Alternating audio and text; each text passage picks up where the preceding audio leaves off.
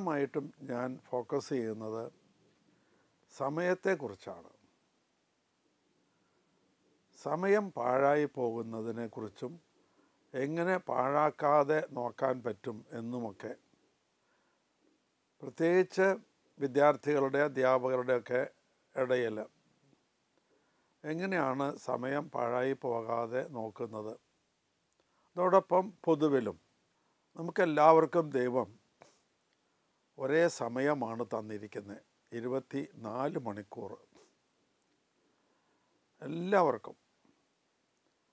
ആ 24 മണിക്കൂർ മുഴുവൻ ഉപയോഗിക്കാത്ത ഒരുപാട് പേരുണ്ട്. ഉപയോഗിക്കാത്തതെന്ന് പറഞ്ഞുകൂടാ, ഫലപ്രദമായി ഉപയോഗിക്കാത്ത ഒരുപാട് പേരുണ്ട്. 24 മണിക്കൂറൊന്നും പോരാ തന്നിൽ അർപ്പിതമായ ജോലി ചെയ്തു തീർക്കാൻ എന്ന് വിചാരിക്കുന്നവരുമുണ്ട്. നമുക്ക് സമയം കൂട്ടാൻ പറ്റുമോ ഇല്ലയോ? കൂട്ടാൻ പറ്റുകയില്ല. പക്ഷേ ഇഫക്റ്റീവായിട്ട് നമുക്ക് 24 മണിക്കൂറിന് പകരം 25, 26, 30 ഒക്കെ മണിക്കൂറുകൾ ഉണ്ടാക്കിയെടുക്കാൻ പറ്റും. ഇഫക്റ്റീവ് എന്ന് പറഞ്ഞാൽ എന്താണ് അർത്ഥം? ഒരു സാധാരണക്കാരൻ 30 മണിക്കൂർ കൊണ്ട് ചെയ്യുന്ന അത്രയും ജോലി നമുക്ക് 24 മണിക്കൂർ കൊണ്ട് ചെയ്തു തീർക്കാൻ പറ്റും. അതെങ്ങനെയാണ്? അതിന് ടൈം മാനേജ് ചെയ്യണം. ടൈം മാനേജ്മെൻറ്റ് നമുക്കറിയണം. അപ്പം അങ്ങനെയുള്ളൊരു വ്യക്തിക്ക് 24 മണിക്കൂർ 30 മണിക്കൂറിന് തുല്യമാണ്. അപ്പം എന്തൊക്കെയാണ് ടൈം മാനേജ്മെൻറ്റിനായിട്ട് നമ്മൾ ചെയ്യേണ്ടത്? പ്രധാനമായും നമ്മൾ നേരത്തെ എഴുന്നേൽക്കുക എന്നുള്ളതാണ്. അപ്പോൾ എത്ര നേരം ഉറങ്ങണം? അതൊരു ക്വസ്റ്റ്യനാണ്. ആദ്യത്തെ ചോദ്യം ആൻസർ ചെയ്യുന്ന അതാണ്, എത്ര നേരം ഉറങ്ങണം?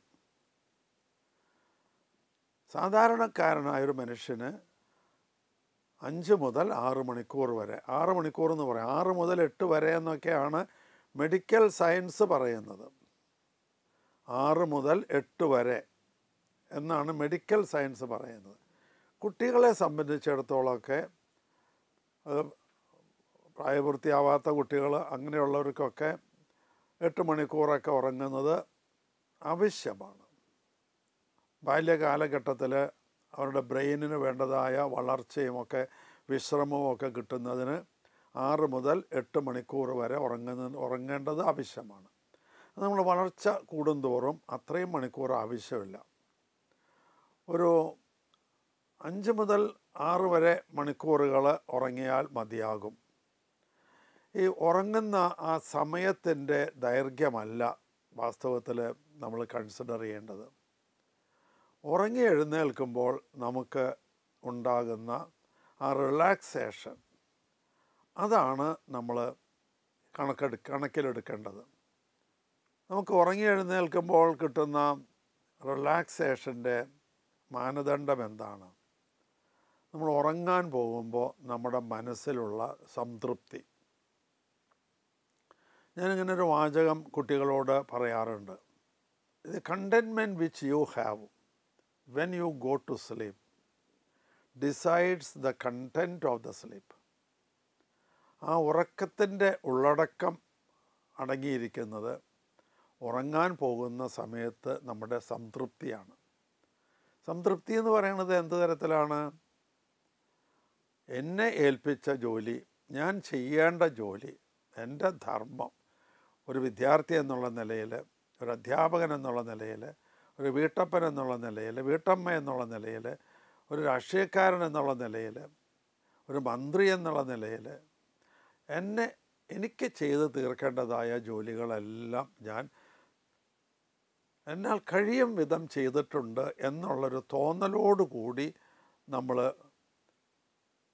ഉറങ്ങാൻ പോകുമ്പോൾ നമുക്ക് ആ ഉറക്കം നല്ല റിഫ്രഷ്മെൻറ്റ് തരും. എൻ്റെ ജോലിയൊന്നും തീർന്നില്ലല്ലോ എന്ന് വിചാരിച്ച് നമ്മൾ ഉറങ്ങാൻ പോയാൽ ഉറക്കം വേണ്ടത്ര റിലാക്സേഷൻ തരികയില്ല. ഉറക്കത്തിൻ്റെ ആവശ്യം എന്തൊക്കെയാണ്? ഒന്ന്, നമ്മുടെ ശരീരത്തിൽ റിപ്പയർ നടക്കണം. ഓരോ ദിവസവും നമ്മൾ ജോലി ചെയ്ത് കഴിയുമ്പോൾ അതിന് കുറേ തേയ്മാനങ്ങളൊക്കെ ഉണ്ടാവും. അതിൻ്റെ റിപ്പയർ നടക്കണം. രണ്ടാമതൊന്ന്, നമ്മുടെ ബാറ്ററി ചാർജ് ചെയ്യണം. നമ്മുടെ മൊബൈലിനൊക്കെ ഒരു ബാറ്ററി ഉണ്ടല്ലോ, അത് വൈകുന്നേരം ആകുമ്പോഴേക്കും ബാറ്ററി ലോ എന്നൊക്കെ ഇൻഡിക്കേറ്റ് ചെയ്ത് കാണിക്കും. Battery law.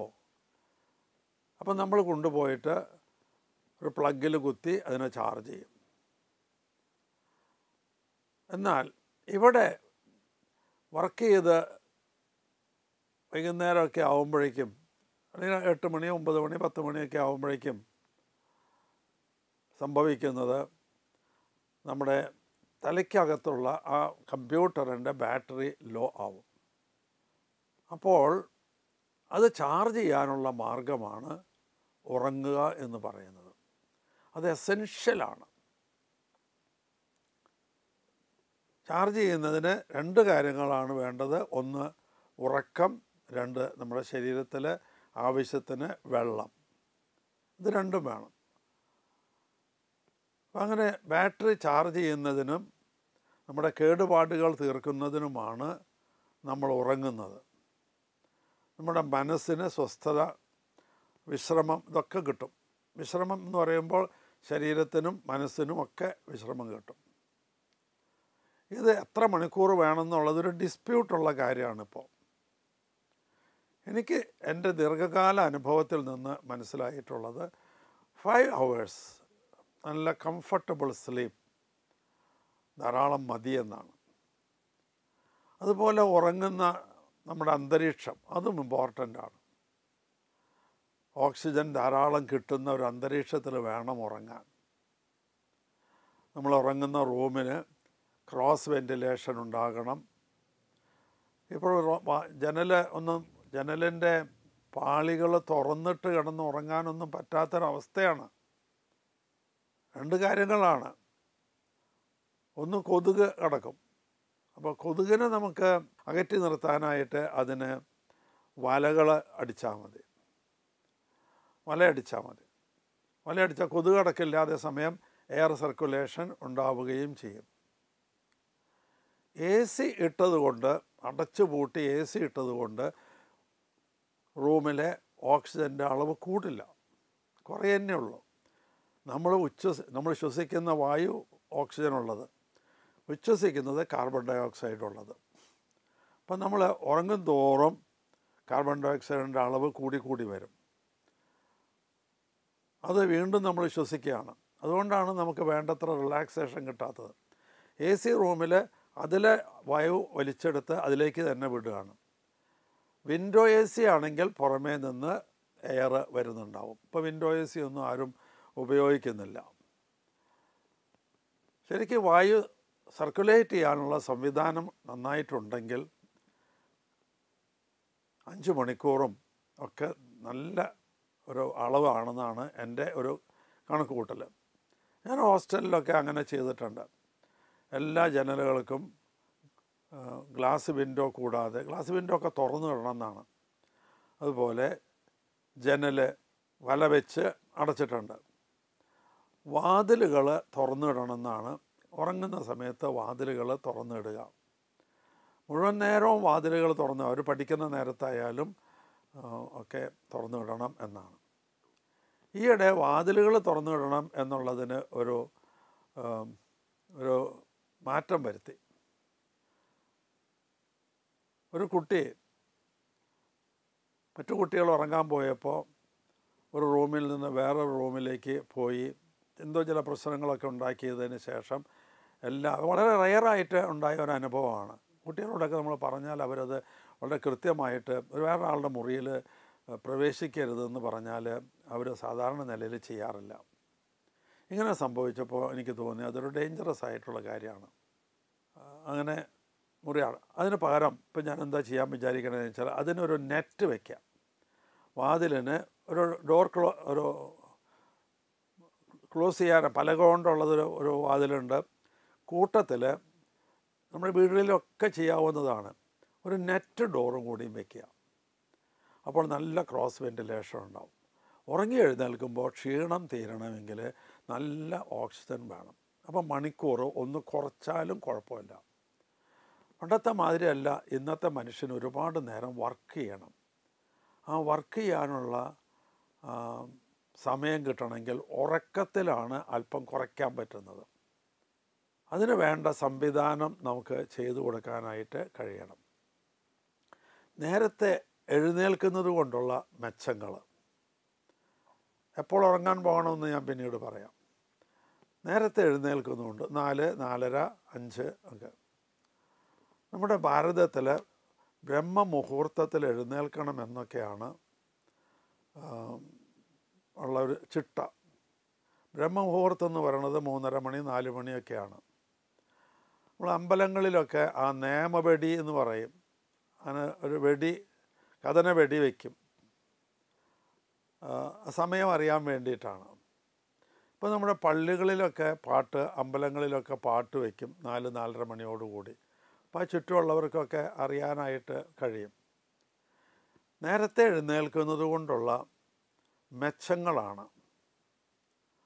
ഒന്നാമത്തേത്, നിങ്ങളുടെ മുറിയിൽ, നിങ്ങൾ വാതിൽ തുറന്നു കഴിയുമ്പോൾ നിങ്ങളുടെ മുറിയിൽ ഓക്സിജൻ സപ്ലൈ ധാരാളം വരും.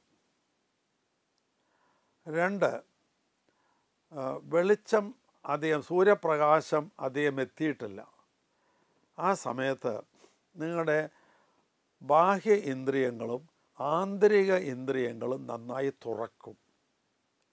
നല്ല പ്രകാശമുള്ളപ്പോൾ നമ്മുടെ കണ്ണുകൾ അത്രയും വികസിക്കില്ല. അതിൻ്റെ ഡയാഫ്രം വർക്ക് ചെയ്യില്ല എന്നല്ല, അത് ക്ലോസ് ചെയ്തിരിക്കും ഡയാഫ്രം. പ്രകാശം കുറഞ്ഞ സമയത്താണ് അത് പൂർണ്ണമായിട്ടും വികസിക്കുകയുള്ളൂ. ഏറ്റവും പ്രകാശം കുറഞ്ഞിരിക്കുന്ന സമയമാണ് 4 മണി 4:30 മണിയൊക്കെ. ആ സമയത്ത് നമ്മുടെ ബാഹ്യ ഇന്ദ്രിയങ്ങൾ മാത്രമല്ല, ആന്തരിക ഇന്ദ്രിയങ്ങളും, ഓരോ ബാഹ്യ ഇന്ദ്രിയത്തിനും അനുസരിച്ചൊരു ആന്തരിക ഇന്ദ്രിയമുണ്ട്, അതും കൂടി പൂർണ്ണമായി വികസിക്കും. അതാണ് ഒന്നാമത്തേത്. നമ്മുടെ കണ്ണ് കൂടുതൽ തുറന്നാൽ കൂടുതൽ വെളിച്ചം നമ്മളിലേക്ക് കടന്നു വരും. നമ്മൾ വായിക്കുന്ന അക്ഷരങ്ങളൊക്കെ ഡീപ്പായിട്ട് രജിസ്റ്റർ ചെയ്യും. രണ്ടാമത്തെ മെച്ചം, ടെമ്പറേച്ചർ കുറവാണ്. ഒരു AC റൂമിലിരിക്കുന്നത് പോലെ തോന്നും, ഉഷ്ണമൊന്നും ഉണ്ടാവില്ല. മൂന്നാമത്തേത്, ഡിസ്ട്രാക്ഷൻസ് കുറവാണ്. പകലൊക്കെ ആണെങ്കിൽ രാത്രി 8 മണി 9 മണി 10 മണി വരെയും ഒക്കെ ധാരാളം വാഹനങ്ങൾ പോകുകയും അതിൻ്റെ ഹോണടിയും ബഹളമൊക്കെ ഉണ്ടാകും. അപ്പോൾ നേച്ചറിൽ നിന്നുള്ള ഡിസ്റ്റർബൻസ് കുറവായിരിക്കും, ചുറ്റുപാടുകളിൽ നിന്നുള്ള ഡിസ്റ്റർബൻസ്. നാലാമത്തേത്, മറ്റുള്ളവർ നിങ്ങളെ വിളിക്കുന്നതും നിങ്ങളെ വിസിറ്റ് ചെയ്യുന്നതും ഒക്കെ കുറവായിരിക്കും. മറ്റുള്ളവർ 5 മണിക്കൊന്നും എഴുന്നേറ്റ് നിങ്ങളെ കാണാൻ വരില്ല. നിങ്ങളത് രാവിലെ ഫോൺ ചെയ്തു എന്ന് വരില്ല. ഒരു അത്യാവശ്യ കാര്യം ഉണ്ടെങ്കിൽ മാത്രമേ ഫോൺ ചെയ്യുള്ളൂ. ഒരു സൗഹൃദം പുതുക്കാൻ വേണ്ടി വിളിക്കുമോ? ഇല്ല. അങ്ങനെ പൊതുവിൽ ഡിസ്ട്രാക്ഷൻസ് വളരെ കുറവുള്ള സമയമാണ്. അപ്പോൾ ഏറ്റവും നന്നായി പഠിക്കാനൊക്കെ കഴിയുന്ന അവസരമാണ്. മഹാന്മാരായ പലരും നേരത്തെ എഴുന്നേറ്റ് ശീലമുള്ളവരാണ്. ഞാൻ ഈയിടെ വായിച്ചു, പോപ്പ് ഫ്രാൻസിസ് 4:30 മണിക്ക് എഴുന്നേൽക്കുന്ന ആളാണ്. 4:30 മണിക്ക് എഴുന്നേറ്റ് അദ്ദേഹം ധ്യാനനിരതനായിട്ട് പ്രയറിലൊക്കെ ഇരിക്കും. അങ്ങനെ ഒരുപാട് പേരെക്കുറിച്ച് ഞാൻ വായിക്കാനിടയായി. ആപ്പിളിൻ്റെ ഇപ്പോഴത്തെ CEO ടിം കുക്കാണെന്ന് തോന്നുന്നു. ടിം കുക്ക് എന്നാണ് അദ്ദേഹത്തിൻ്റെ പേര്. അദ്ദേഹം 4:30 മണിക്ക് എഴുന്നേൽക്കുന്ന ആളാണ്. അങ്ങനെ ജീവിതത്തിൽ വലിയ നിലയിലെത്തിയിട്ടുള്ള ഒരുപാട് പേര് 4:30ക്കും 5:00നും ഒക്കെ എഴുന്നേൽക്കുന്നവരാണ്. നമുക്കും അത് ഒരു ശീലമാക്കാം എന്നാണ് ഞാൻ പറയുക. നീ ഒരു ശീലമാക്കുക. നേരത്തെ കുറച്ച് ദിവസം എഴുന്നേറ്റാൽ ആ ശീലം നമുക്ക് കിട്ടും. എൻ്റെ ഹോസ്റ്റലിലേക്ക് കടന്നു വരുന്ന കുട്ടികൾ പലരും നേരം വൈകി എഴുന്നേൽക്കുന്നവരാണ്. വീട്ടിൽ അങ്ങനെയാണ് അവർ ശീലിച്ചിരിക്കുന്നത്. നിങ്ങൾ കണ്ടിട്ടുണ്ടാവും, ചിലപ്പോഴൊക്കെ നിങ്ങൾ റോട്ടിലൂടെ പോകുമ്പോൾ ഒരു 8 മണി നേരത്തൊക്കെ പല്ല് തേക്കുന്ന ആൾക്കാരെയൊക്കെ നിങ്ങൾ കണ്ടിട്ടുണ്ടാവും. അവരപ്പം എണീറ്റിട്ടുള്ളൂ. അങ്ങനെ ശീലിച്ച ഒരുപാട് പേരുണ്ട്. അവർക്ക് പോലും ഏതാനും ദിവസം 30 ദിവസം ഉണ്ടായാൽ ആ ശീലം മാറ്റിയെടുക്കാവുന്നതേ ഉള്ളൂ. ഞാനൊരു ഉദാഹരണം പറയാം. നമ്മുടെ ഇവിടെ പകലായിരിക്കുന്ന സമയത്ത് അമേരിക്കയിൽ രാത്രിയും ഇവിടെ രാത്രിയായിരിക്കുമ്പോൾ അവിടെ പകലുമാണ്. ഒരു മകൾ ഇവിടെ 20 വർഷം ജീവിച്ചു, 20-25 വർഷം ജീവിച്ചു. അമേരിക്കയിലേക്ക് ചേക്കേറി എന്ന് വിചാരിക്കുക. അവിടെ ജോലിക്ക് പോയി. അപ്പോൾ ഇവിടെ ഉറങ്ങണ നേരമാവുമ്പോൾ അവിടെ പകലാ. അപ്പോൾ കുറച്ച് നാൾ കൊണ്ട് അദ്ദേഹം അത് അഡ്ജസ്റ്റഡ് ആവും. ഒരു മാസമൊന്നും വേണ്ട.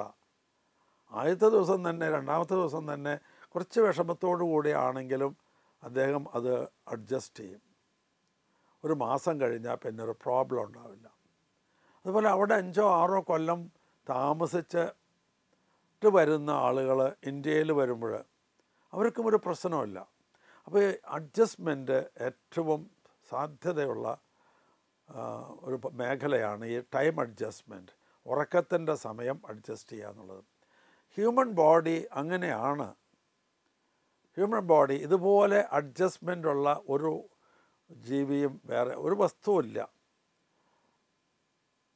ഹ്യൂമൻ ബോഡി പോലെ ഏത് സർക്കംസ്റ്റൻസിനോടും അനുയോജിച്ച് പോകാനായിട്ട് സാധിക്കുന്ന ഒന്നാണ് നമ്മുടെ ശരീരം.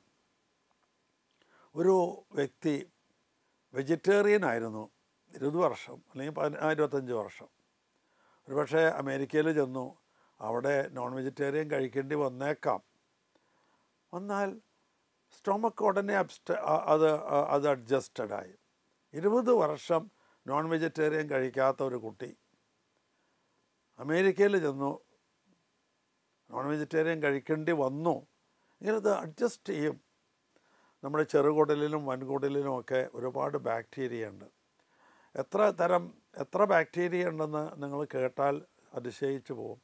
നമ്മുടെ ഹ്യൂമൻ ബോഡിയിൽ 10 ട്രില്യനേ ഉള്ളൂ. ട്രില്യൻ എന്ന് വെച്ചാൽ 1 followed by 9 zeros. ബോഡിയിൽ 10 ട്രില്യൺ കോശങ്ങളേ ഉള്ളൂ. ആമാശയത്തിൽ 100 ട്രില്യൺ ബാക്ടീരിയ ഉണ്ടെന്നാണ് വായിച്ചത് ഞാൻ. 100 ട്രില്യൺ, 10 ഇരട്ടി. ആമാശയത്തിലെ ബാക്ടീരിയയുടെ തൂക്കം 3 പൗണ്ട് വരുമെന്നാണ് വായിച്ചത്. അപ്പോൾ അവരൊക്കെ അഡ്ജസ്റ്റ് ചെയ്യാണ്. നമ്മൾ കഴിക്കുന്ന ഭക്ഷണത്തിനൊക്കെ അവർ അഡ്ജസ്റ്റ് ചെയ്ത് വേണ്ട എല്ലാ സാധനങ്ങളും ഉണ്ടാക്കി തരികയാണ്. ന്യൂട്രീഷൻ മുഴുവൻ ഉണ്ടാക്കി തരുന്നത് ഈ ബാക്ടീരിയകളാണ്.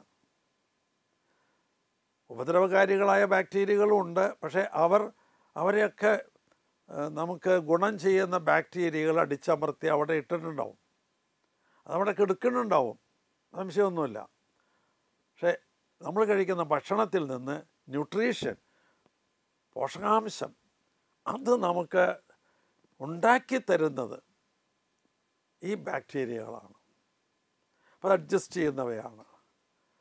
അപ്പോൾ നമ്മുടെ ശരീരം അങ്ങനെ ഏത് പ്രതികൂല കാലാവസ്ഥയ്ക്കും സാഹചര്യങ്ങൾക്കും അനുസരിച്ച് അഡ്ജസ്റ്റ് ചെയ്യുന്ന ഒന്നാണ്. അപ്പോൾ ഉറക്കം അഡ്ജസ്റ്റ് ചെയ്യാനൊരു പ്രയാസമില്ല എന്ന് സ്ഥാപിക്കാൻ ഞാൻ ശ്രമിക്കുകയായിരുന്നു. നമ്മൾ ഏറ്റവും ആദ്യം ചെയ്യേണ്ടത് നേരത്തെ എഴുന്നേൽക്കുന്ന ആ ശീലം നമ്മൾ ഉണ്ടാക്കിയെടുക്കുക. ഏർലി ബേർഡ് ഗെറ്റ്സ് ദ വേം എന്നൊരു പ്രയോഗമുണ്ട്. വേറൊരു പ്രയോഗം ഇതാണ്: early to bed, early to rise makes a man healthy, wealthy and wise. അങ്ങനെ ബുദ്ധിശക്തിയൊക്കെ കൂടുമെന്നാണ് പറയുന്നത്. അവൻ ഹെൽത്തി ആയിരിക്കും. ഹെൽത്തി ആയിരിക്കുമ്പോൾ അവൻ കൂടുതൽ പണിയെടുക്കും. അപ്പോൾ അവന് കൂടുതൽ പണം ഉണ്ടാവും. അപ്പോൾ നേരത്തെ എഴുന്നേൽക്കാൻ പോവുക, നേരത്തെ ഉറങ്ങാനും ശ്രമിക്കുക. ഷേക്സ്പിയർ പറയുന്നുണ്ട് നിങ്ങൾ അന്ന് തന്നെ ഉറങ്ങണമെന്ന്. അതായത് 12 മണിക്ക് അപ്പുറം ഇരുന്ന് പഠിക്കരുത് എന്നൊക്കെ പറയും. പലരും അങ്ങനെയൊന്നുമല്ല, 12 മണിക്ക് ശേഷം ഇരുന്ന് പഠിക്കുന്നവർ അതുവരെ ഇങ്ങനെ ഉഴപ്പി നടക്കും. എല്ലാവരും ചെയ്യേണ്ടത് പകൽ സമയം കിട്ടുന്നത് മുഴുവൻ വേണ്ടതുപോലെ ഉപയോഗപ്പെടുത്തുക. പകൽ സമയം രാത്രിയിൽ ഉറങ്ങാനായിട്ട് ശ്രമിക്കുക. പകൽ ഉറങ്ങുന്നത് ഒരിക്കലും രാത്രി ഉറങ്ങുന്നതിന് തുല്യമാകില്ല എന്നാണ് പറയുന്നത്. 6 മണിക്കൂർ ഉറങ്ങുമ്പോൾ അല്ലെങ്കിൽ 7-8 മണിക്കൂർ ഉറങ്ങുമ്പോൾ ഉറക്കത്തിന് ചില സൈക്കിൾസ് ഉണ്ട്. 4-5 സൈക്കിൾസ് ഉണ്ട്. ആ ഉറക്കം ആ സൈക്കിൾ കംപ്ലീറ്റ് ചെയ്യുമ്പോഴാണ് ഉറക്കം കംപ്ലീറ്റ് ചെയ്യുന്നതെന്ന് പറയും. ആ സൈക്കിളിൻ്റെ ദൈർഘ്യമൊക്കെ നമ്മുടെ മനസ്സുകൊണ്ട് നമുക്ക് അഡ്ജസ്റ്റ് ചെയ്യാൻ കഴിയും എന്നാണ് ഞാൻ മനസ്സിലാക്കിയിട്ടുള്ളത്. അപ്പോൾ 5 മണിക്കൂർ കൊണ്ട് എത്ര സൈക്കിൾ വേണോ അത് കംപ്ലീറ്റ് ചെയ്യാനായിട്ട് നമുക്ക് കഴിയും. നമ്മുടെ മനസ്സുകൊണ്ട് നമുക്ക് കഴിയും. നമ്മുടെ ഡിറ്റർമിനേഷനൊക്കെ അതിൽ ഇമ്പോർട്ടൻ്റ് ആണ്. നമ്മുടെ ഡിറ്റർമിനേഷൻ, നമ്മുടെ താല്പര്യം, ഇതൊക്കെ നമ്മുടെ അഡ്ജസ്റ്റബിലിറ്റി, ഇതെല്ലാം അതിനെ ഡിസൈഡ് ചെയ്യുന്നതാണ്. അപ്പോൾ ഞാൻ ഇന്ന് നിങ്ങളോട് സംസാരിച്ചത് സമയം അഡ്ജസ്റ്റ് ചെയ്യുന്നതിൻ്റെ ഒരു ഭാഗം മാത്രമാണ്. ആ ഉറക്കത്തിനെ എത്രമാത്രം കൺട്രോൾ ചെയ്യണം, ബാക്കി കാര്യങ്ങൾ ഇനി പകൽ സമയം മുഴുവൻ എങ്ങനെ നിങ്ങൾ പ്രയോഗിക്കണം, ഇതൊക്കെ അടുത്ത എപ്പിസോഡിൽ ചെയ്യണം എന്നാണ് ഞാൻ ആഗ്രഹിക്കുന്നത്. പരീക്ഷയ്ക്ക് എങ്ങനെയാണ് സമയം അഡ്ജസ്റ്റ് ചെയ്യേണ്ടത്, പരീക്ഷയ്ക്ക് മുമ്പ് എങ്ങനെയാണ് അഡ്ജസ്റ്റ് ചെയ്യേണ്ടത്, ക്ലാസ്സിൽ എങ്ങനെയാണ്, അങ്ങനെ ഒരുപാട് കാര്യങ്ങൾ അടുത്ത ദിവസം. ഒരു കച്ചവടക്കാരനാണെങ്കിൽ എങ്ങനെയാണ് അഡ്ജസ്റ്റ് ചെയ്യേണ്ടത്, ഇത്തരം കാര്യങ്ങളൊക്കെ അടുത്ത എപ്പിസോഡിൽ പറയണം എന്ന് ഞാൻ ആഗ്രഹിക്കുന്നു.